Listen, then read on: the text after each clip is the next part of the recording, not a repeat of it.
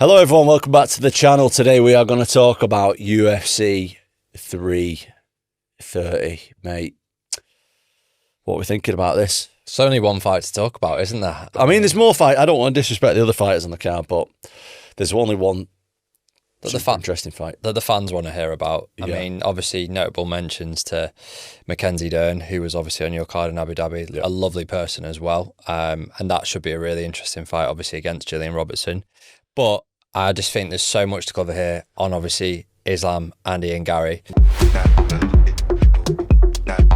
First of all, mate, if we're starting off with really looking at this fight, where do we see it won and loss on both sides? Mate, do you know what? I think this is going to be Islam's toughest fight that we've seen recently. I think that stylistically, Ian Garry is a pretty bad matchup for him, to be honest. He's long, rangy, moves really well. You don't often see him getting taken down and held there. Super tall, super, elusive, elite striking, judges the distance really well. He's young, he's fresh, he's not had, loads of damage or anything like that. He's not got a lot of miles on the clock.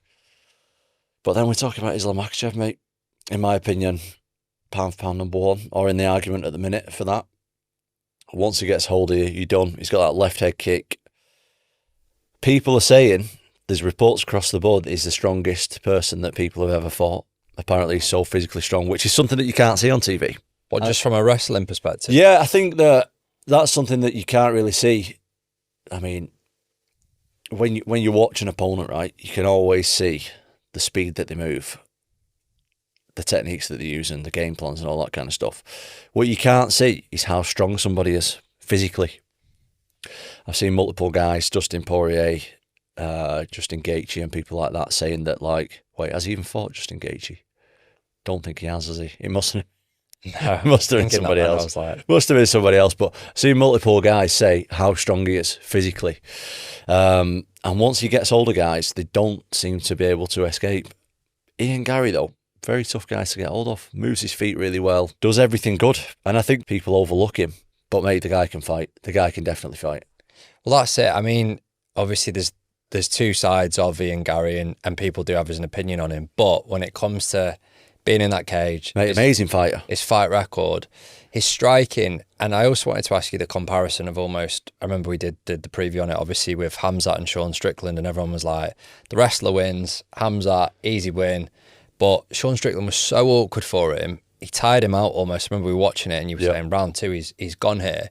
Is that kind of the approach that Ian Garry needs to take with obviously moving around, striking, being difficult, stopping the takedown in that aspect? I know it's easier said than done, but is that kind of the approach he has to take? No, he's got to use his range, really. And when I say use his range, it doesn't just mean keep the strikes long. He has to be really aware of his awareness and his opponent's awareness in the octagon, it's a really tough thing to do, especially against someone who walks forward a lot like Islam. I would like to see Ian Garry try and get him on the back foot a little bit, keep it long, use his kicks, use his length. When he does come, I think very important that he doesn't put his own back on the fence. He needs to circle off quick. But he is very quick. He's very snake-like. He's hard to get hold of and stuff. But again, we're talking about Islam Makhachev. He's getting a little bit older now, but he's still in his prime. He's definitely still in his prime. And yeah, I think it's a tough fight. I do think it's a tough fight for both guys. But I can't think at any point that Islam is going to lose. You've said this before, though, on many predictions, so we'll have to see. Mate, I don't get my predictions right every time. The only loss that Ian Garry has had is against Shavkat, which is quite interesting in that aspect because remembering that fight, Shavkat basically won on decision, but he took the first few rounds, he got onto the front foot, and Ian Garry didn't know what to do with that. Is that a case of, that's my only worry, is that obviously if Islam starts to do that, and obviously it's going to go to 5 rounds, surely from a decision perspective, Islam is always going to be favoured. Right, I think when you're fighting a guy who's got such a heavy grappling style, you're automatically defensive of that, which means you're going to start going backwards. I would like to see Ian Garry get on the front foot with him. Not always on the front foot, but, intermittently going on the front foot with him, pushing him backwards sometimes, landing some heavy strikes, keeping it long and stuff like that, rather than expecting the takedown and the tie-up constantly, which, mate, easier said than done. And obviously, Islam's only loss was a bit of a freak one. Yeah. Could we see something like that potentially? Hey, it's MMA, isn't it? You can always see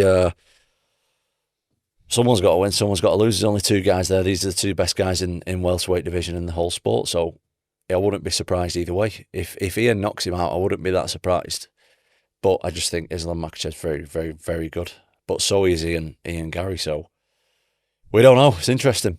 Mate, enough of me talking. Show us a bit in the gym. I definitely want to see this, a bit of a breakdown. People always ask me what the secret is. The truth is, there isn't one. It's just about doing the same thing over and over again. That's what I've always done with fighting. Being disciplined, working hard, and doing the same thing every day. The same thing applies for outside of fighting as well. I work hard for what I earn. I want my money working hard for me, so I've recently started using XTB. I'm pretty new to investing, but with this app, it's pretty easy to use. It's just about building good habits for the future, not only for myself, but for my family as well. Fighting won't last forever, but you've always got to be thinking about what's next and what you're building towards. You don't need to be an expert to get started. You've got access to over 11,500 instruments, all in one easy to use place, zero commission on stocks and ETFs, and you can even invest for a stocks and shares ISA. Plus, if you ever need help, you've got a dedicated account manager who's there to support you every step of the way. As someone who drives a Mercedes and has always loved the brand, right now you can get a free Mercedes share. All you have to do is open an account, deposit a minimum of £50 to have it added to your portfolio. Full details and requirements of this promotion are in the description below. For me, it's simple. Stay disciplined, think long term, and keep showing up every day. Right, trying to show you guys in the gym a little bit of what the boys do. So we've got Ian Garry. He's very tall, I think he's about 6'3". But the tricky thing is for this is the interesting thing stylistically, I think, is the way that Ian Garry moves his feet, how well he does it. So he stands up pretty tall, but he's always like, he never goes backwards, straight. He's always like moving side to side.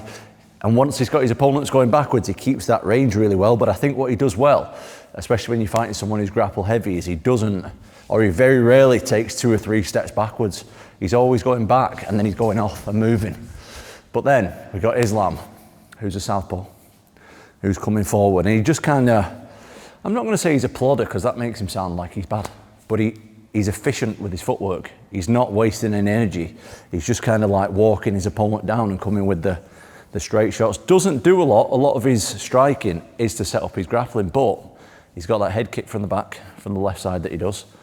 And obviously his setups, his 1-2s are good. So this is a really interesting battle of styles for me in terms of footwork, foot placement. Obviously you've got the southpaw, you've got the orthodox, you've got the tall guy who moves a lot against the short guy who tries to smother the other guy. So very, very interesting in my opinion in terms of styles on the feet. Anyway, I'll give you my prediction now. Tom's verdict. Go on, what are we thinking? I know you're swaying on this one. Islam Makhachev decision. Reasons why? I just think that he's got more chance of him controlling the fight than Ian landing something. That being said, I think it's completely possible that Ian can win. And I'm not 100% confident in my prediction either. But I can't think that anybody in the welterweight division is going to beat Islam at the moment. Do you think the championship rounds as well play a part in it, if obviously it gets to 4 and 5? And maybe a little bit, but Ian's never showed any signs of like fatigue or getting tired late in the late rounds or anything like that. So I wouldn't be surprised if no, I think Ian's going to be fit the whole way through. I don't think that has any issues in my mind anyway. Right, that was Tom's prediction, and we did ask for your guys' questions. Obviously, we will not be asking about what's to come, but we will be asking the questions that obviously matter to you guys, and that is the whole point of this channel as a community, and trying to get a bit of advice off Tom. And obviously, with us just focusing on the one fight, Tom, a lot of questions have been about how you've spoken before about fear and using that in a positive way, and then also with mentality as well, and a few on upcoming fighters too, mate. But the first question from Luke was basically asking, how do you channel that fear to make it work for you? If possible, can you apply this to everyday life as well? Oh, practice. I mean, fighting's scary, so I've had a lot of fights. I've had a lot of amateur fights, a lot of pro fights. I've been fighting since I was like 12 years old. So the more you do it, the easier it gets. But yeah, I think that translates perfectly to everyday life. And the same as well, Daniel's asked you, just obviously with what you've been through in the last 12 months around your mental health, if that was sort of applied to in, sort of day-to-day life, how have you managed that? Yeah, I mean, you just got to crack on, don't you? You just got to crack on. There's not a lot you can do. You just got to accept it, move on. Alec has asked, do you have any advice for younger athletes on how to process fear in a helpful way? It depends what kind of sport you're doing, but if your fear is competing, then you need to compete as much as possible because experience beats anything, in my opinion. You just got to do it as many times as you can. Bennett has put, is it better going into a fight with a confidence like Topuria that could backfire or going in like Gaethje thinking you might lose? I don't think Justin Gaethje went in there. No, he definitely didn't. I mean, you've got to be a bit of an idiot to not think that losing is a possibility because there's only two people in there. One of you's got to lose. So, yeah, even if you're better than the other guy, you can still lose. So you got to be real on it. You got to be real. You got to recognise your skills. You got to recognise the other guy's skills, and just roll the dice, see what happens. How do you rate Usman Nurmagomedov's win last week, and how do you think he will fare in the next sort of fights to come? I've only seen bits of him because I don't really follow MMA outside of the UFC too much. To be honest, I only really follow the big fights in the UFC these days. But from what I've seen him, he's really good. He's really good, and I've heard some training stories from guys as well, and I've heard that he's like unbelievable. So I would imagine he'll do amazing if he signs with the UFC.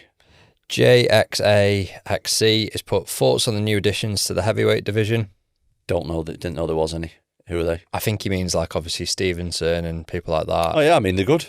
They're good, but it's hard to tell how good anybody is till they fight someone in the top 10. Someone's put, how is the diet going? Got a nutritionist. People love the diet. The diet's flying. The diet's absolutely, it's going great. And mate, I've got a sneaker question in. Go on. What are you up to this weekend?